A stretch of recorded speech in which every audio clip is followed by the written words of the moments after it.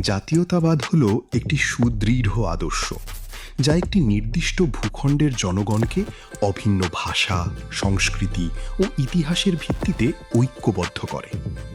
ঔপনিবেশিক শাসন থেকে মুক্তি, স্বাধিকার আন্দোলন ও রাষ্ট্র গঠনে জাতীয়তাবাদ প্রধান চালিকা শক্তি হিসেবে কাজ করে। জাতীয় ঐক্য, সার্বভৌমত্ব রক্ষা ও দেশের সামগ্রিক উন্নয়ন নিশ্চিত করার ক্ষেত্রে এই আদর্শ অত্যন্ত কার্যকর। বিভেদ ও সংকটের সময় জাতিকে একই ছাতার নিচে একত্রিত করতে জাতীয়তাবাদ অপরিসীম ভূমিকা রাখে এবং এটি মানুষের মধ্যে আমরা বোধ তৈরি করে, যা যে কোনো জাতীয় সংকট মোকাবিলায় শক্তি যোগায়। সার্বভৌমত্ব রক্ষায় সংকীর্ণ দলীয় বা জাতিগত বিভেদের ঊর্ধ্বে উঠে পুরো জাতিকে সার্বভৌমত্ব রক্ষার প্রশ্নে একতাবদ্ধ করে।